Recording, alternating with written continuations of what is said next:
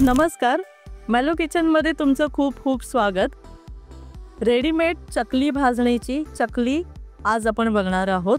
तर सुरुवात करूया आपल्या खमंग आणि खुसखुशीत अशा चकलीला। इथे आपण 1 किलो रेडीमेड चकली भाजणी घेतलेली आहे। या चकली भाजणीमध्ये मी 3 टेबलस्पून तेल चांगलं कडकडीत गरम करून मी त्याचं मोहन घातलेलं आहे।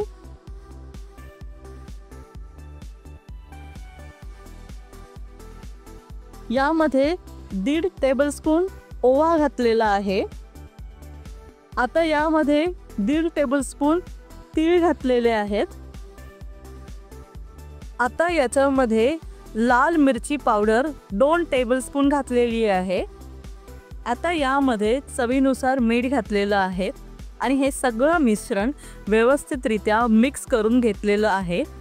पाण्याचं प्रमाण हे 1 किलो चकली भाजणीसाठी अर्धा लिटर पाणी मी वापरलेलं आहे, कारण हे चकली भाजणीचं जे पीठ आहे ते आपल्याला घट्टसर मळून घ्यायचं आहे।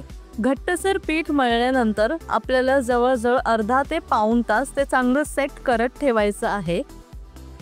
चकली बनवण्याचा साचा घेतलेला आहे।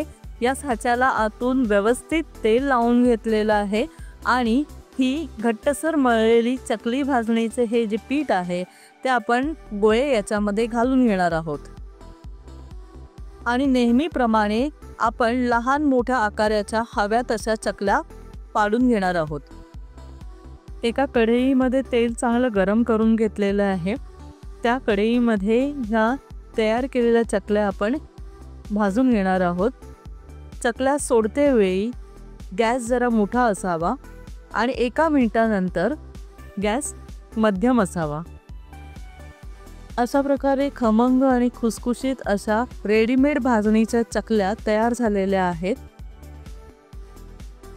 1 किलो प्रमाणाच्या ह्या चकल्या केलेल्या आहेत। चकल्या करून बघा आणि कशी रेसिपी वाटली हे कमेंटद्वारे कळवा आणि आमच्या मॅलो किचनला लाईक, शेअर आणि सबस्क्राईब करा। धन्यवाद।